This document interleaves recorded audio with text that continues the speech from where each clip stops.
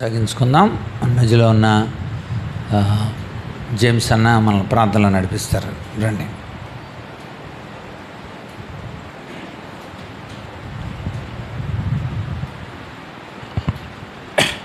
ప్రార్థన.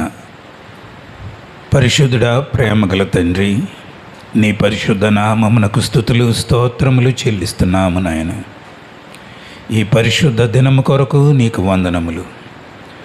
మేమందరము నాయన ఉదయకాలంలో నీ సన్నిధికి వెళ్ళి నిన్ను స్తుతించి ఘనపరచి మహిమపరచి ఆరాధించుటకు మీరు మాకు అనుగ్రహించిన గొప్ప భాగ్యమును బట్టి వేలాది స్తుతులు స్తోత్రములు. ప్రపంచవ్యాప్తముగా ఈ దినము నాయన మీరు స్తుతులను ఆరాధనను గైకొని ఉన్నారని నీకు స్తుతులు స్తోత్రములు చెల్లిస్తున్నాం.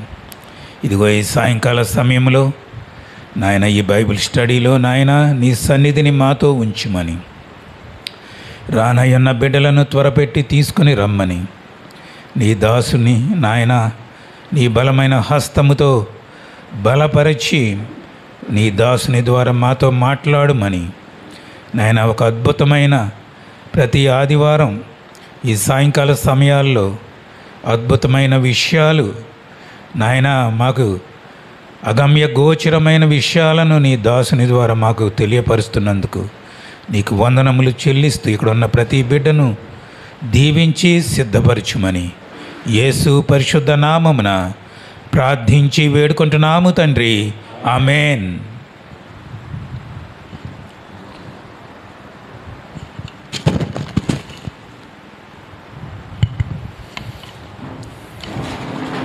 క్రీస్తునందు ప్రియ దేవుని బిడ్డలారా, ప్రభు అయిన యేసుక్రీస్తు నామంలో మీకు అందరికీ ప్రత్యేకమైన వందనాలు. చాలా సంతోషం. మనం ఈ ఆత్మీయ సమ్మేళనంలో సెల్ఫ్ యాక్చువలైజేషన్ అనే అంశాన్ని మనము డీల్ చేస్తున్నాం. ప్రధానంగా అవసరాలను గురించిన విషయాలు మనం మాట్లాడుకుంటున్నాం. ఏంటి అవసరాలు అని అంటే, కౌన్సిలింగ్ ఎప్పుడైనా చేసేటప్పుడు వాళ్ళ అవసరాల దృష్ట్యా మనము వాళ్ళతో మాట్లాడాలి. అందుకని అబ్రహాం మాస్లో యొక్క ఒక థీరీని మనము రీసెర్చ్, ఒక పరిశోధనాత్మకంగా బైబిల్ దృష్ట్యా మనము ఈ అవసరాల పిరమిడ్ నుండి చాలా విషయాలు మనం నేర్చుకుంటున్నాం. అందులో మొట్టమొదటిది భౌతిక సంబంధమైన అవసరాలు. భౌతిక సంబంధమైన అవసరాల తర్వాత సెక్యూరల్, భద్రత సంబంధించిన భద్రతా అవసరాలు. అంటే భౌతిక సంబంధించిన అవసరాలు తీరకపోతే, భద్రతా సంబంధించిన అవసరాలు మనకి తీరకపోతే ఖచ్చితంగా మనకి ఈ యొక్క సంతృప్తి కలగదు అని అబ్రహాం మాస్లో చెప్తున్నాడు. ఆయన చెప్పే థియరీ అది. అలాగా అయితే మీ భౌతిక అవసరాలు తీర్చబడకపోయినప్పటికీ కూడా, మీ భద్రతా అవసరాలు తీర్చబడకపోయినప్పటికీ కూడా మనిషికి సంతృప్తి కలుగుతుంది. అది దేవుడు చేసే గొప్ప కార్యం. Self realization, self actualization, true realization మన జీవితాలలో దేవుడు కలగజేస్తాడు. ఏ ఉన్నా లేకపోయినా అన్న వాటికి మనం రుజువులు తీసుకుంటూ వస్తున్నాం. భక్తుల జీవితాల్లో నుండి భౌతిక అవసరాలు తీర్చబడకపోయినప్పటికీ కూడా, భద్రతా అవసరాలు తీర్చబడకపోయినప్పటికీ కూడా భక్తులు ఏ రీతిగా స్వీయ సంతృప్తి పొందారో, వాళ్ళ యొక్క ఆ సెల్ఫ్ యాక్చువలైజేషన్, సెల్ఫ్ రియలైజేషన్ వాళ్ళు ఎలా పొందారన్న విషయాలు మనము తెలుసుకున్నాం. ఈ వారం మనము ప్రేమ సంబంధించిన అవసరాల గురించి మనం చూద్దాం. ప్రేమ అవసరాలు.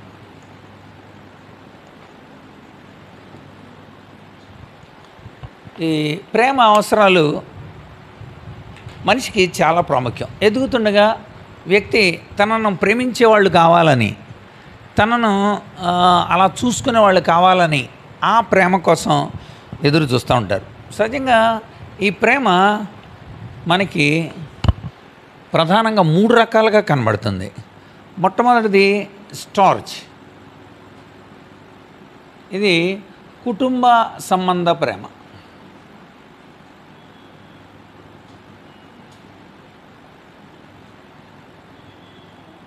కుటుంబ సంబంధమైన ప్రేమ. పుట్టినప్పుడు పిల్లలకి తల్లిదండ్రులకి మధ్య ఉండే సంబంధమైన ప్రేమ. పిల్లలు తల్లిదండ్రులని, తల్లిదండ్రులు పిల్లల్ని ప్రేమిస్తుంటారు. దాన్ని స్టార్జ్, కుటుంబ సంబంధమైన ప్రేమ అంటారు. రెండోది ఫిలియో అంటే స్నేహ సంబంధమైన ప్రేమ.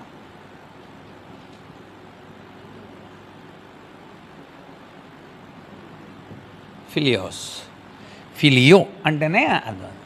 సో ఈ స్నేహ సంబంధమైన ప్రేమ, ఇది ప్రేమ కోరుకుంటారు. కొద్దిగా పుట్టినప్పటి నుండి తల్లిదండ్రుల ప్రేమ ఉంటుంది. కొంచెం ఎదిగిన తర్వాత మన పీర్ గ్రూపు, మన తోటోళ్ళతో స్నేహ సంబంధంగా ప్రేమగా ఉంటాం మనం, ఎలిమెంటరీ అలాగా. కొంచెం ఎదిగిన తర్వాత ఎరోస్ అనబడిన ఇది లైంగిక సంబంధమైన ప్రేమ.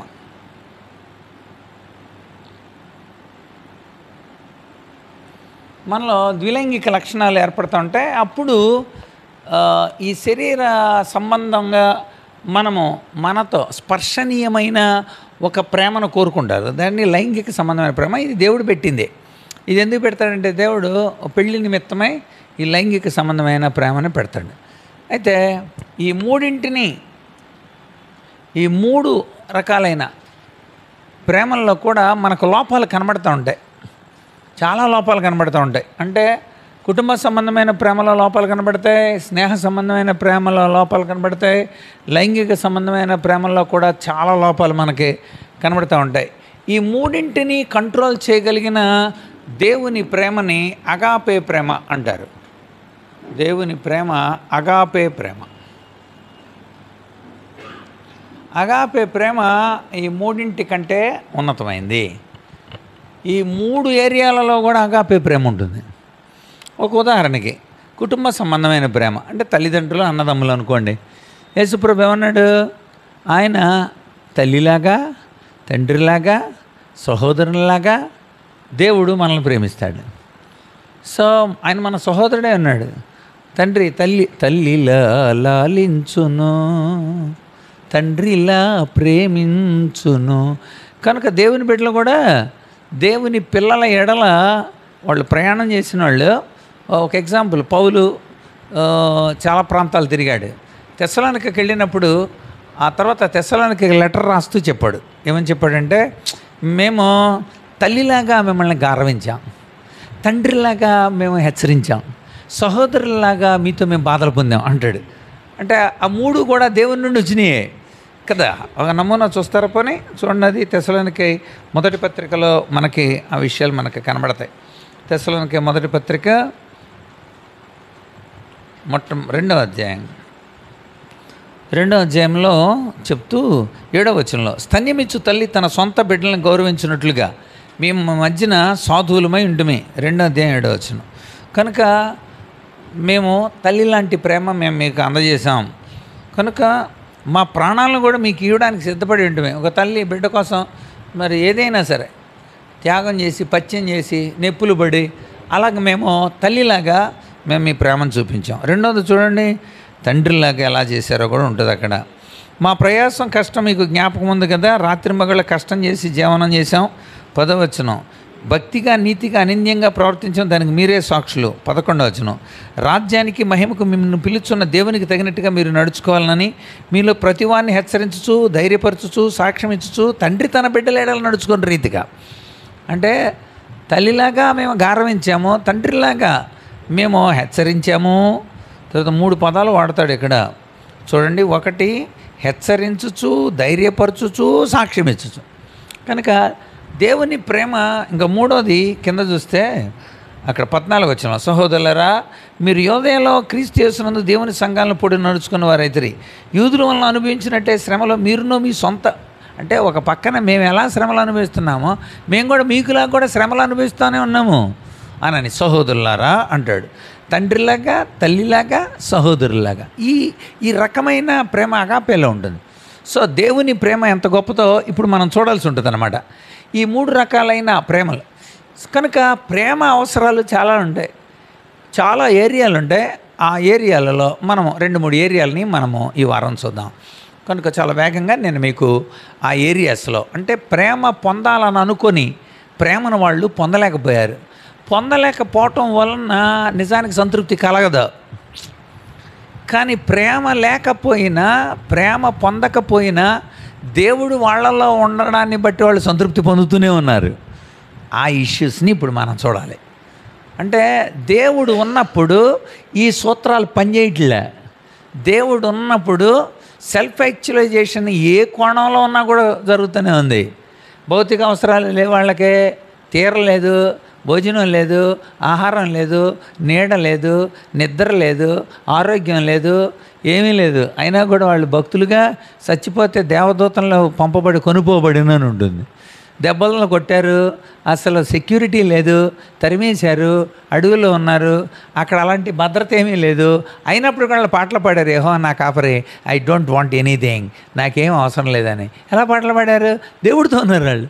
అంటే దేవుడితో ఉన్నప్పుడు ఈ సెల్ఫ్ యాక్చువలైజేషన్ కలుగుతుంది, ఈ సెల్ఫ్ రియలైజేషన్ కలుగుతుంది, ఈ ట్రూ రియలైజేషన్ వాళ్ళల్లో కలుగుతుంది. కనుక ఇప్పుడు మన ప్రేమ అవసరాలు చూడాలి.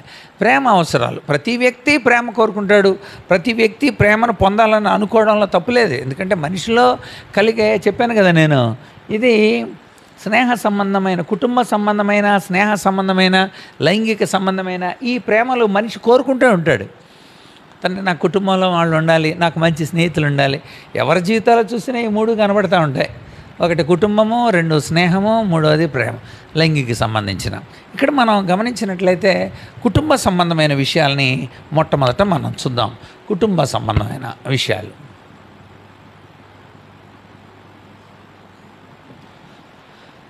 కుటుంబ సంబంధమైన ప్రేమ మనం పొందలేకపోయినప్పటికీ కూడా, కుటుంబ సంబంధమైన ప్రేమ పొందలేకపోయినా దేవుడు విడిచిపెట్టకుండా వ్యక్తుల జీవితాలని ఎలా సంతృప్తికరంగా మారుస్తాడో మనం తెలుసుకోవడానికి మొట్టమొదట మనము ధ్యానించవలసిన మంచి ఒక జీవిత చరిత్ర యెఫ్తాది.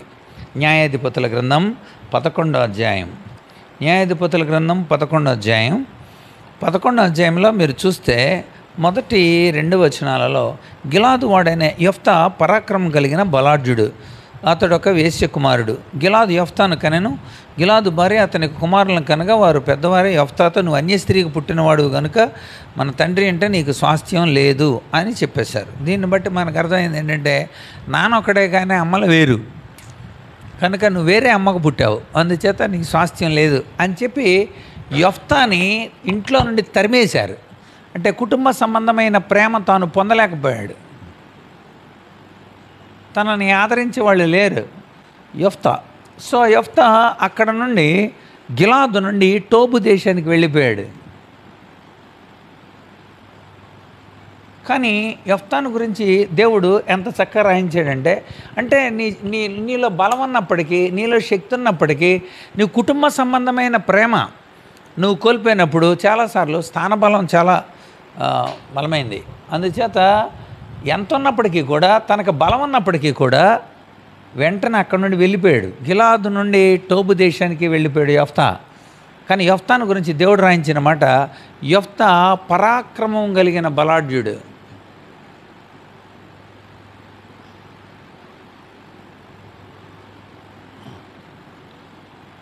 ఈ పదం ఇద్దరికే రాయబడి ఉంటుంది బైబిల్లో. ఒకటి యెఫ్తాకి, 2 గిద్యోనుకి. వీళ్ళిద్దరికి పరాక్రమం కలిగిన బలాఢ్యుడని దేవుడు చెబుతున్నాడు. సో మీరు తోలేశారు. అయినప్పటికీ కూడా కుటుంబ సంబంధంగా ఒక తోలివేయబడిన దేవుడు తోలేలా. కనుక కుటుంబ సంబంధమైన ప్రేమను పొందలేకపోయినప్పటికీ కూడా దేవుడు వాళ్ళని తిరిగి కుటుంబ సంబంధమైన ప్రేమను పొందేలాగా చేయడానికి ఆయన ఒక చిన్న కార్యం చేశాడు. అదేంటంటే, అమోరీలు వచ్చి దాడి చేశారు. అప్పుడు గిలాదు పెద్దలు యెఫ్తా దగ్గరకు వచ్చారు. యెఫ్తా, నువ్వు పరాక్రమం గల బలాఢ్యుడు అని మాకు తెలుసు, కనుక నువ్వు వస్తే మేము జయిస్తామని మాకు తెలుసు. వాళ్ళు ఏమన్నారు చూడండి. గిలాదు పెద్దలు 18వ వచనం, నిశ్చయముగా మేము నీ మాట చొప్పున చేయదుము, యెహోవా మన యుబుల మధ్యన సాక్షిగా ఉండును. చూసారా ఏమన్నారు వాళ్ళు వచ్చి? 8వ వచనం, నీ యొద్దకు మళ్ళీ వచ్చితిమి, మేము మాతో కూడా వచ్చి అమ్మోనీయులతో యుద్ధము చేసిన ఎడల గిలాదు నివాసులైన మా అందరి మీద నువ్వు అధికారం అవుతావని యెఫ్తాతో అన్నారు. తోసివేయబడిన వ్యక్తిని తిరిగి దేవుడు వెనక్కి తీసుకొస్తున్నాడు. ఇప్పుడు వెంటనే యెఫ్తా చేసిన అద్భుతమైన పని ఉంటుంది అక్కడ 11:11లో. యెఫ్తా యెహోవా సన్నిధిలో తన సంగతి అంతయు చెప్పుకొనెను. 11:11 న్యాయాధిపతుల్లో. యెహోవా సన్నిధిలో, యెహోవా సన్నిధిలో యెఫ్తా ఇక్కడ మనం గమనిస్తే ఇక్కడ మిస్పాలో అని ఉంటుంది. మిస్పా అనే మాటకు కావలి గోపురం అని అర్థం.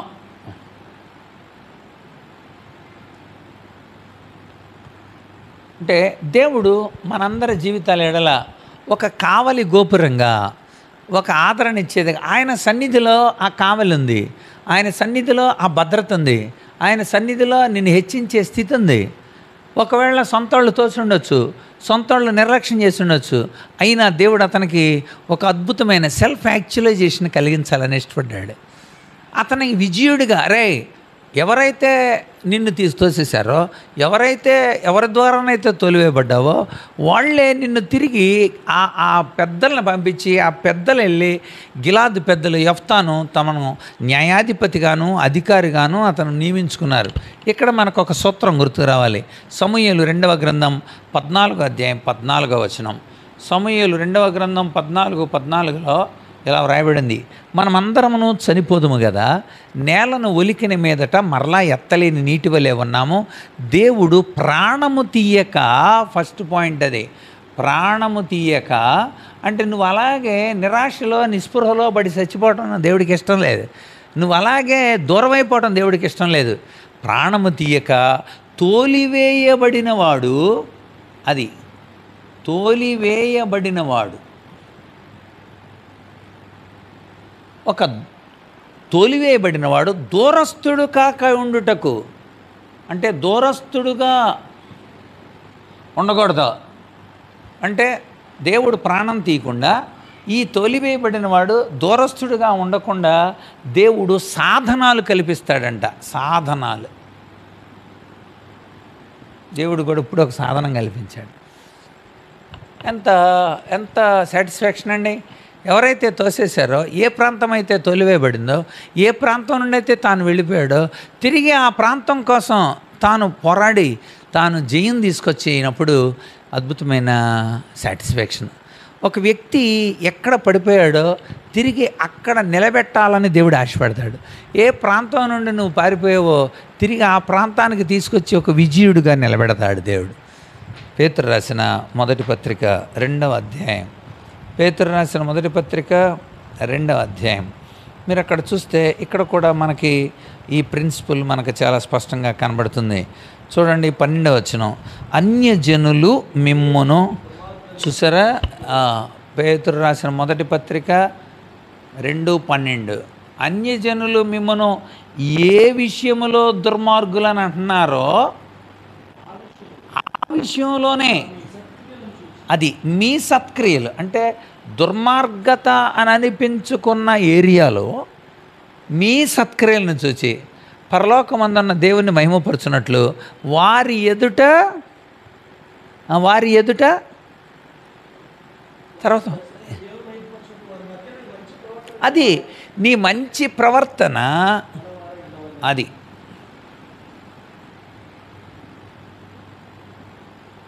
నువ్వు నీతిగా ఉన్నప్పుడు, నీవు సన్నిధిలో ఉన్నప్పుడు, నువ్వు దేవునితో ఉన్నప్పుడు, నీకు ప్రేమ సంబంధమైన విషయాల్లో మన కుటుంబాల దగ్గరకు వస్తున్నాం.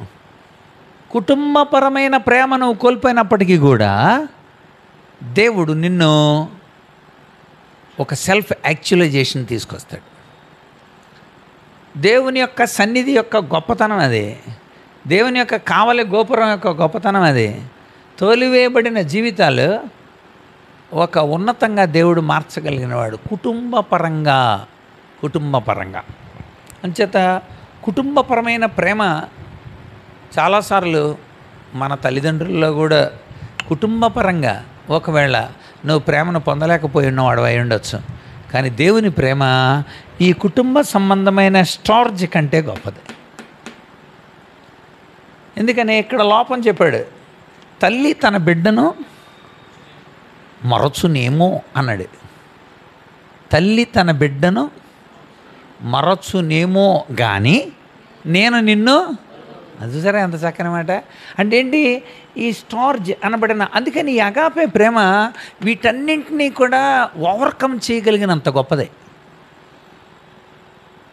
ఈ దేవుని యొక్క ఈ శాశ్వతమైన ప్రేమ, ఈ స్వార్థం లేని ప్రేమ, అమర్యాదగా నడవకుండా, అపకారం చేయకుండా, అన్నిటినీ ఓరుస్తూ, అన్నిటినీ తాళుతూ, స్వప్రయోజనం చూసుకోకుండా మరి ఇతరుల కోసమే ఉండే ఈ అగాపే ప్రేమ, ఈ దేవుని ప్రేమ ఎంత గొప్పది. కుటుంబ సంబంధమైన ప్రేమ కంటే గొప్పది.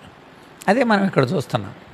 తర్వాత మనము ఇంకా కొంచెం వెళ్తుంటే, కుటుంబంలో అలాగా ఒక స్త్రీగానే ఉండి అలాగ చేతరింపబడుతూ అలా బాధ నందుతూ ఉన్న హన్నా మనకు కనబడుతుంది. హన్నా జీవితాన్ని కూడా మనం చూస్తే, ఒక భర్త తను ఆదరిస్తూ ఉన్నాడు తప్ప మానసికంగా చాలా కుమిలిపోతూ ఉంది. చూడండి ఒకసారి అక్కడ ఆ విషయాన్ని చూస్తే, తనకి ఇంకెవరూ లేరుగా, తనకిక దేవుడేక. అలాంటి స్టేజ్లో దేవుని మీద ఆధారపడిన స్థితిని మనం చూస్తాం. 6వ వచనం, మొట్టమొదటి అధ్యాయం 6వ వచనం. సో యెఫ్తాని మనం చూస్తున్నాం. రెండోది ఒక స్త్రీని పరిచయం చేస్తే హన్నాని మనం చూస్తున్నాం. హన్నా కుటుంబంలో ఏర్పడిన ఒక సంక్షోభం చాలా తీవ్రమైందిగా మనకు కనబడుతుంది. చదవండి అక్కడ రాయబడిన మాట. దాన్ని బట్టి విసికించుటకై ఆమె విసికింపబడుతుంది, కోపం భరిస్తూ ఉంది, విసికిస్తుందంట, విసికింపబడుతుంది, కోపం వస్తూ ఉంది. అంటే కోపం తెప్పించేలాగా ఆమె చేస్తున్నాడ. సరే, టెంప్ట్ చేయటం అనమాట, టెంప్ట్ చేయటం. ఇంకా చూడండి తర్వాత ఆమె స్థితి ఎలా ఉంది అక్కడ రాయబడింది.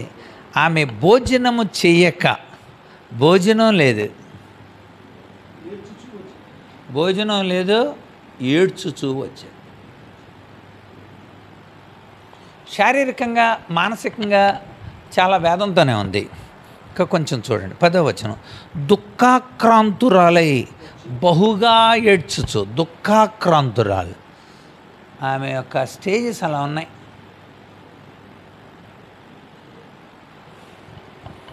సరే, అక్కడ హన్నా ఎందుకు నువ్వు ఎడుతున్నావు, నువ్వు భోజనం మానటం ఏంటి, నీకు మనోవిచారం ఎందుకు కలిగింది, మనోవిచారం అన్నాడు వాళ్ళ భర్త చే. మనోవిచారం కుటుంబంలోనే ఉంది, లోటు కుటుంబంలోనే ఉంది, మనోవిచారం కుటుంబంలోనే ఉంది. భర్త నాడు ఏడుస్తుంది, తనకున్న లోటు ఎవడో పూడ్చలేడు. కనుక ఇంకా మనం ముందుకు వెళితే 15వ వచనం. మనోదుఃఖము గలదానినై ఉన్నాను. మనోవిచారమే కాదు, మనోదుఃఖము కలిగిన దాన్నై ఉన్నాను. మానసిక స్థితి అది. ఇవన్నీ మానసిక స్థితులకు సంబంధించిన. తర్వాత ఇంకా అంటుంది 16వ వచనంలో, బహు నిట్టూర్పులు విడుచు, నిట్టూర్పులు, నా బతికేలాగా నేను ఇలా ఉన్నాను, ఇలాంటి నిట్టూర్పులు. చూసారా, ఇలాంటి నిట్టూర్పులు విడుస్తోంది. కనుక ఈ పదాలన్నీ మనకి ఏం తెలియజేస్తున్నాయి అంటే, నాలో నేను మూలుగుచున్న మత్తులను మనోదుఖం కలిగిన ద్రాక్షం పానం చేయలేదు, యెహోవా మీద కుమ్మరించిన నిట్టూర్పులు విడుచుచూ ఉన్నాను. రైట్. కనుక ఈ స్టేజ్ కుటుంబంలో భర్త ప్రేమ పొందుతూ పక్కనే ఉన్న పెనిన్నా యొక్క మరి ఈ శోధనకి, ఈ వేదనకి నిజానికి ఆమెను దేవుడు దర్శించాడు. దేవుడు.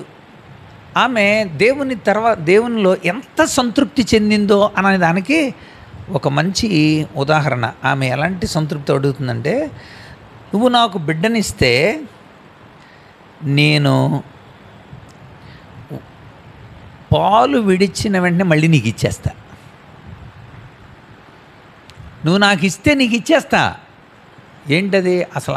దాన్ని ఏమంటాం మనం?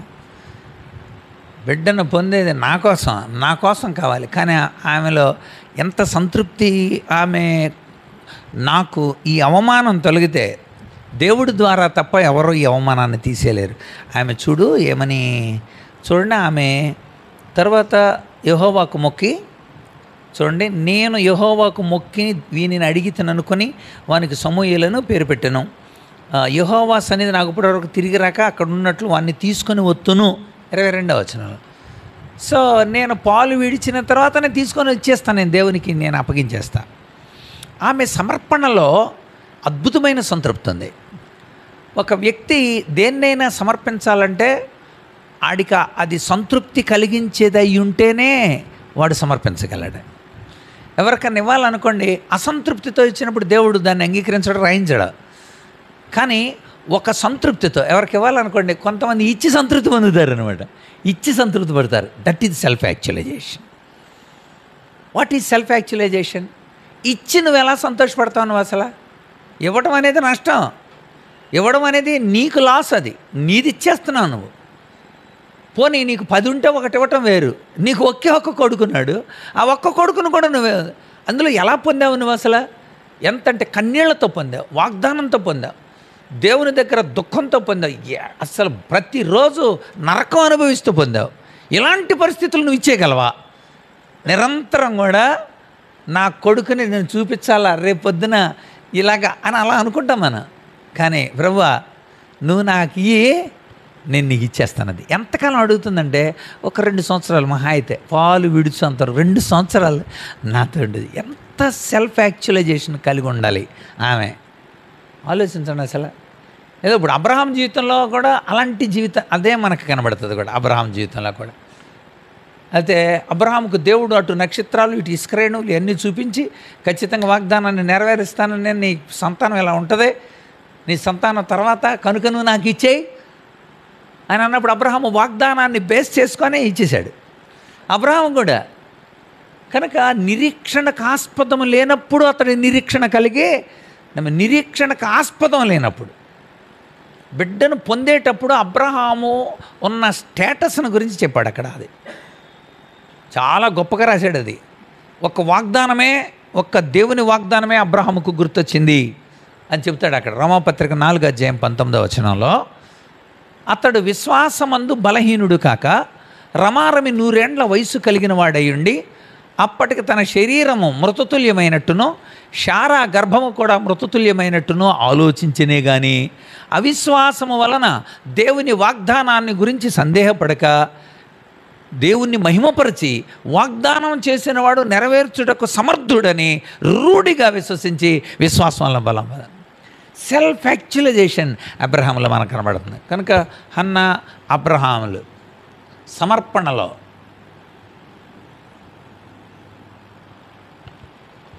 అక్కడ 4:19 రోమాపత్రిక. కనుక వాళ్ళ సమర్పణలో అతని యొక్క విశ్వాసం, అదేవిధంగా ఆదికాండం 22వ అధ్యాయంలో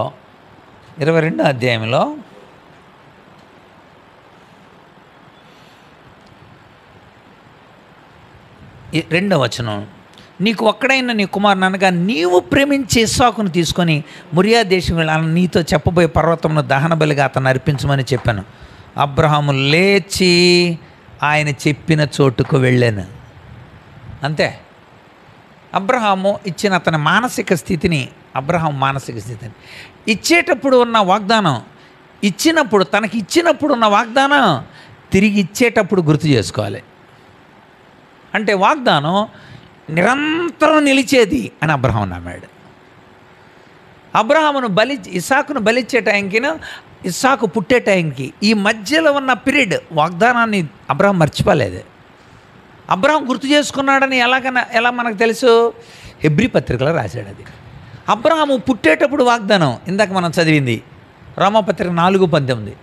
కానీ అబ్రహామును బలిచ్చేటప్పుడు ఆ వాగ్దానం ఎలా గుర్తుందో అబ్రహాము విషయంలో రాశాడు. హెబ్రీ పత్రిక 11వ అధ్యాయం.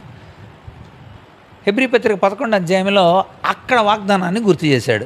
ఏమన్నాడు చూడండి, 17 నుండి 19 వచనాలు. 11, అబ్రహాము శోధింపబడినప్పుడు విశ్వాసాన్ని బట్టి ఇస్సాకును బలిగా అర్పించాను. ఎవడు ఆ వాగ్దానములు సంతోషముతో అంగీకరించానో, ఎంత బాగా చెబుతున్నాడు చూడండి. ఇస్సాకు వలనైనదే నీ సంతానం అనబడును అని ఎవనితో చెప్పబడినో ఆ అబ్రహాము అంటే నేను నీ సంతానాన్ని ఆశీర్వదిస్తా అనని దేవుడు తన పుట్టకముందు చెప్పిన వాగ్దానాన్ని ఇప్పుడు గుర్తు చేసుకొని, ఎప్పుడో నువ్వు రక్షింపబడినప్పుడు దేవుడు నీకు వాగ్దానం చేశాడు. ఈనాటికి ఆ వాగ్దానం గుర్తుందా? మొన్న జనవరి 1 తీసుకున్న వాగ్దానం ఇప్పుడు చెప్పమంటే చెప్పలేదు. ఎందుకంటే తీసుకున్న వాగ్దానాలు అయ్యి, తీసుకున్న వాగ్దానాలు స్పందన వాళ్ళు వేసిన వాగ్దానాలు. కానీ దేవుడి వాగ్దానం గుండెల మీద రాయబడద్ది, మనస్సుని పెట్టులో భద్రంగా ఉంటుంది. ఎందుకని జీవితాంతం నడిపించేది అది, ఆ వాగ్దానం జీవితాంతం. అందుకనే తన బిడ్డలు పుట్టకముందు చెప్పిన ఆ వాగ్దానాన్ని సమర్పించేటప్పుడు అది ఎంత సెల్ఫ్ యాక్చువలైజేషన్ అండి. మనిషి జీవితంలో ప్రేమ కోల్పోలేకపోతున్నాడు. అది ప్రేమను కోల్పోవటం అంటలా, సమర్పణ, సెల్ఫ్ యాక్చువలైజేషన్ అంటున్నాడు దేవుడు. ఒక అద్భుతమైన సంతృప్తి దేవుడు అడిగాడు, దేవునికి నేను ఇస్తాను అందే. ఎలా నమ్మాడో తెలుసా? అదే ఒక్కవేళ గనుక నేను దేవుడు ఇచ్చేమన్నాడు, ఇచ్చేసాను అనుకో, ఆయన వాగ్దానాన్ని నెరవేర్చడానికి సమర్థుడు.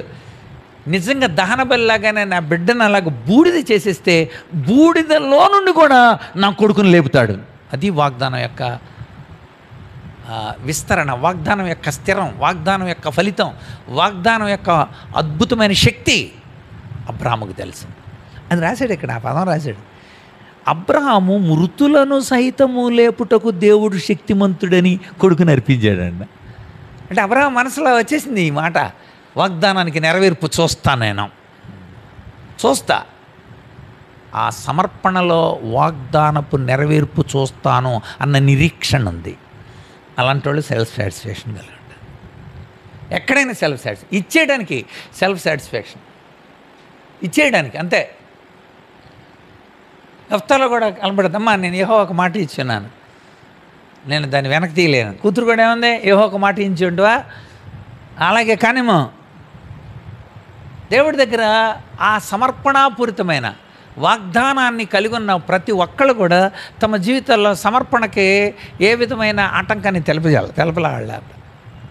గుర్తుంచుకోవాలి మనం, వాగ్దానం మన జీవితాల్లో ఒక అద్భుతమైన సమర్పణకు మూలం అవుతుంది. ఆ వాగ్దానాన్ని నెరవేర్చుకోవడానికి దేవుడు ఇలాగ అన్నాడు. అందుకని వాళ్ళు బెత్తాలతో కొడుతుంటే తమను తాము సమర్పించేసుకున్నారు.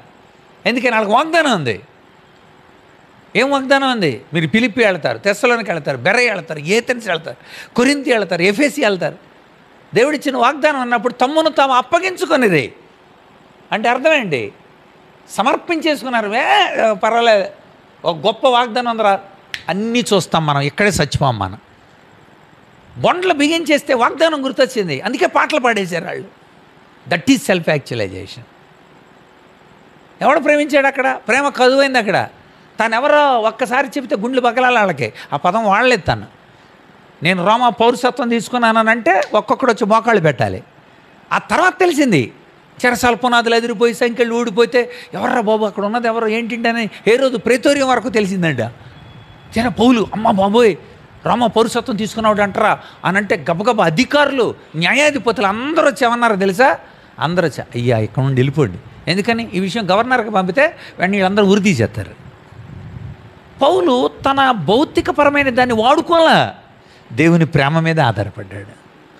ఇక్కడ మనం తెలుసుకోవాల్సిన సత్యం, వాగ్దానం మన జీవితాలలో దేవుని యొక్క ప్రేమను మన ఎడల వెల్లడి చేయడానికి రుజువుగా నిలుస్తుంది. ఇది మీరు తెలుసుకోవాల్సిన సత్యం. యొక్క దేవుని ప్రేమ ఈ కుటుంబ సంబంధమైన ప్రేమ కంటే గొప్పది. దేవుని ప్రేమ వాగ్దానం అంటే వీటిలన్నింటిని ఎంత నియంత్రించగలదంటే, నీకు ఇచ్చిన ఆ వాగ్దానం నీకు ఏర్పడిన ప్రతి పరిస్థితుల్లో కూడా నిన్ను వెంబడిస్తూ నీకు సెల్ఫ్ సాటిస్ఫాక్షన్ కలగజేస్తుంది. నీ బలాన్ని ఇచ్చేస్తున్నావా, సెల్ఫ్ సాటిస్ఫాక్షన్ ఉంటుంది. నీ డబ్బు ఇచ్చేస్తున్నావా, వాళ్ళందరూ అక్కడ డబ్బు ఇచ్చేసి ఎంత ప్రేమ ఉండదు. అపోస్తల కార్యాలు మొట్టమొదటి అధ్యాయం. అంటే ఆ ప్రేమకు మనము నిర్వచించలేము. మనం 34 నుండి 4వ అధ్యాయం 34 నుండి, భూములైన ఇండ్లైనా కలిగిన వారందరూ వాటిని అమ్మిన వాటిని వెల తెచ్చి అపోస్తుల పాదాల మీద పెట్టుచూ వచ్చిరి. వారు ప్రతి వానికి వాని అక్కర కొలది పంచిపెట్టిరి. వారిలో ఎవరికి కొదువు లేకుండా ఎవనికిని కొదువు లేకుండా ఉన్నారంట మళ్ళీ వాళ్ళంతా. ఉన్నదంతా మనదే అని అనుకున్నారంట. నాది కాదు, ఉన్నదంతా మనదే. ఒక యూనిక్ ఐడియాలజీ వాళ్ళలో ఎలా వచ్చేసింది? ఎక్కడి నుండి వచ్చింది ఈ సమర్పణ? దేవుడిచ్చిన అద్భుతమైన వాగ్దానం. అందుకోసం తమ్మును తాము అప్పగించేసుకున్నారు వాళ్ళు. కనుక కుటుంబ సంబంధమైన ప్రేమ ఒకవేళ కొన్నిసార్లు లోపించినప్పటికి కూడా, కొన్నిసార్లు కుటుంబ జాతి కూడా బలహీనమైన పరిస్థితుల్లో ఉన్నాయి కొన్ని. ఉదాహరణ గిద్యోనుకు రండి. గిద్యోను కొంచెం బాధపడ్డాడు. అందుకే చూడండి అక్కడ న్యాయాధిపతుల గ్రంథం 6వ అధ్యాయంలో దేవుడు అతన్ని పిలిచాడు. నిజానికి అతని స్టేటస్ చూస్తే పిరికోడుగా కనబడుతున్నాడు గిద్యోను. కొంచెం మూల భాషలో మనం చూస్తే ఏమనుంటుందంటే ఆ గొయ్యి తవ్వుకొని ఆ గోతులోకి దిగి పనలు పైకి కనబడకుండా గానుగు చోటును దుళ్ళగొట్టుకుంటాడంట. ఆ పక్కనే గానుగా దానికి చాటు, ఆ చాటులో మళ్ళీ గొయ్యి తవ్వుకొని ఆ గోతులో కూర్చొని ఉండి లేకపోతే నిలబడి ఉండి కనపడకుండా, అంటే అంత గొయ్యి తవ్వుకొని చేసుకుంటున్నాడు.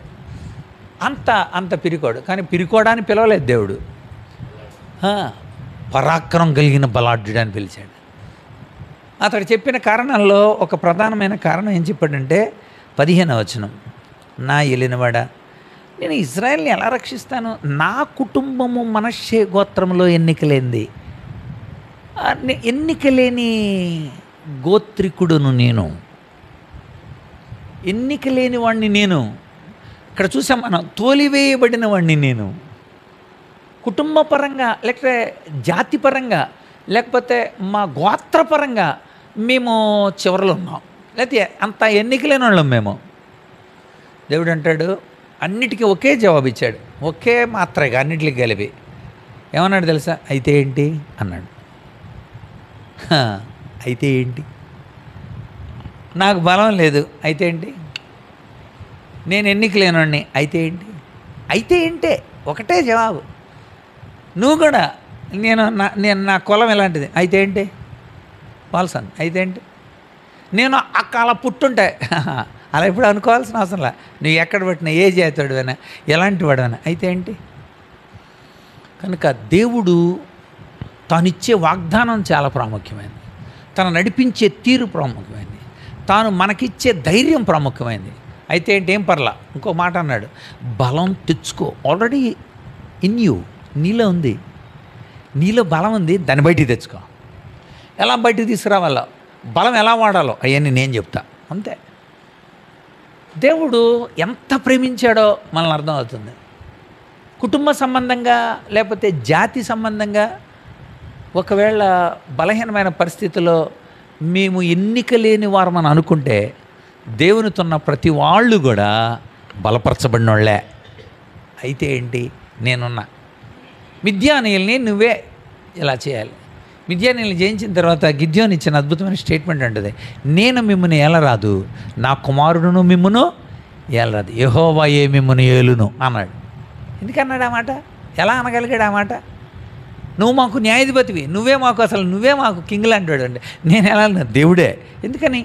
దేవుడు తనను ఏలుతూ నడిపిస్తున్న స్థితి గిద్యోనుకు తెలిసింది. ఎస్, దేవుని యొక్క ఏలుబడిలో ఎంత అద్భుతమైన ప్రేమను పొందగలం. భౌతికపరంగా ఒక పిరికాడు, భౌతికపరంగా జాతిపరంగా ఒక ఎన్నిక లేని గోత్రం అయి ఉండొచ్చుగాక, దేవుని దృష్టిలో చాలా ఉన్నతుడు, పరాక్రమం కలిగిన బలాఢ్యుడు. దేవుని ప్రేమ అంత గొప్పది. నీ కుటుంబ సంబంధమైన ప్రేమలో, మీ జాతి సంబంధమైన ప్రేమలో నీకు ఏర్పడిన ప్రతి లోటుల్లో కూడా దేవుడు అదేమీ చూడకుండా నిన్ను బలపరిచే దేవుడు. అది దేవుడికి సెల్ఫ్ యాక్చువలైజేషన్ అక్కడ కావాల్సింది. ఆడికి సంతృప్తి, ఎంత సంతృప్తి అంటేక దేవుడేరా అందుకన్నాడు, నేనే అనకూడదు. ఆ వచనం మీరు అక్కడ నోట్ చేయాలి. అక్కడ ఆ వచనం న్యాయాధిపతుల గ్రంథం 8:23 అంతే. నేను మిమ్మల్ని ఏలను ఎందుకు అనగలిగాడు? చివరిలో ఆ మాట అర్థమైపోయింది, తనకి సెల్ఫ్ యాక్చువలైజేషన్ వచ్చేసింది. యాకోబు మారిన తర్వాత అంటాడు, మారకముందు ఏమన్నాడు మామతో, ఇదంతా నాయి నేను. అప్పుడు 2 భార్యలు 2 దాసులు 11 మంది పిల్లలు 100 కొలది దాసులు 1000 కొలది పశు సంపద ఇవన్నీ ఉన్నాయి యాకోబుకి. నీ ఏం తీసుకుంటా ఇవన్నీ నాయే అన్నాడు. కానీ దేవుడు దర్శించిన తర్వాత ఏశావు ఎదురయ్యాడు. ఏశావు ఎదురైతే వీళ్ళంతా ఎవరని అడిగాడు. అప్పుడేమన్నాడు, దేవుడు అనుగ్రహించిన పిల్లలు అన్నాడు. ఫస్ట్ పదం ఏమొచ్చింది, ఆ సెల్ఫ్ యాక్చువలైజేషన్ ఉంది చూసారా, ఆ దేవుడితో సన్నిధితో అనుభవించిన స్థితి. అప్పుడు వీళ్ళందరినీ దాటుకొని ముందుకు వచ్చేసాడు యాకోబు. అప్పుడు దాకా ఎవడనుకున్నాడు, ముందు కానుక పంపాడు, దాని తర్వాత 3 గుంపులను పంపాడు చంపుతారేమోనని, దాని తర్వాత భార్య బిడ్డలను పంపారు దాసులు, వాళ్ళందరి తర్వాత భార్య బిడ్డలు, ఆ తర్వాత చివరనున్నాడు. ఇంత క్రితం దేవుడు దర్శించిన తర్వాత వీళ్ళందరినీ దాటుకొని ముందుకు వచ్చేసాడు. Because of self actualisation. అందుకని అన్నాడు, నాది కాదు, దేవుడిచ్చిన పిల్లలు వాళ్ళు, దేవుడిచ్చిన పిల్లలు. సో మన జీవితాలు అప్పటి వరకు భయం, ఆందోళన యాకోబుల్లాగా, మనం అప్పుడు దాకా నిరాశ, నిస్పృహ హన్నాల్లాగా, తోలివేయబడిన స్థితులు యెఫ్తాల్లాగా, జాతిపరంగా అణగదొక్కేసి మనల్ని. ఒకవేళ అలా ఉంటే భారతదేశానికి అన్ని ఆటంకాలు, సమాజాన్ని తొక్కేసే పరిణామ పరిస్థితులన్నిటి నుండి బయటికి తీసుకొచ్చింది ఎవరో? మిషనరీలే, దేవుని బిడ్డలే, మిషనరీలే. సామాజిక దురాచారాలన్నింటి నుండి బయటికి తీసుకొచ్చింది దేవుని మిషనరీలే. అందుకోసం వాళ్ళు ఇవేం కోరుకోలేదు, భౌతిక అవసరాలు కోరుకోలేదు, భద్రతా అవసరాలు కోరుకోలేదు. తను దేవుని ప్రేమ అంటే వాళ్ళని నడిపించింది, దేవుని ప్రేమ ఇక్కడ ఉంచింది, దేవుని ప్రేమ ఇక్కడ కార్యాన్ని జరిగించింది. దేశపూర్తి మనకు కూడా కాదు. వచ్చే వారం ఇంకా ఉన్నాయి మనకి స్నేహ సంబంధమైన, లైంగిక సంబంధమైన ఈ ప్రేమల్లో వాళ్ళు ఫెయిల్యూర్గా ఉంటే దేవుడు అంటాడు నేనున్నాను అని ధైర్యపరిచే దేవుడు. కనుక సంపూర్ణమైన స్వతంత్రతని ప్రభువులో మనము కలిగి ఉండి, సంపూర్ణమైన ఆనందం మనం కలిగి ఉండడానికి, పూర్ణ ఆనందం, పూర్ణమైన సంతృప్తి, సెల్ఫ్ యాక్చువలైజేషన్. దానికి కరెక్ట్ తెలుగు వర్డ్ మనం చెప్పలేకపోతున్నాం అన్న, నేను దానికి correct Telugu word true realization, self actualization. కనుక దానికి మన బైబిల్ టెర్మినాలజీ సంపూర్ణ సిద్ధి. చెప్పండి ఏంటదే? సంపూర్ణ సిద్ధి. సంపూర్ణత మన మనసుల్లో కదలటం. సిద్ధి అంటే డ్రైవ్, కదలే. కానీ అలాంటి సంపూర్ణ సిద్ధి పొందిన వారమై మనం క్రీస్తులో ఉండడానికి, ఈ లోకంలో స్వస్థబుద్ధితో నీతితో బ్రతకడానికి పరిశుద్ధాత్ముడు మనలను బలపరచునుగాక. ఆమేన్. చిన్న ప్రార్థన మనం చేసుకుందాము. మన మధ్యలో ఉన్న తమ్ముడు చంద్రం ప్రార్థన చేయండి.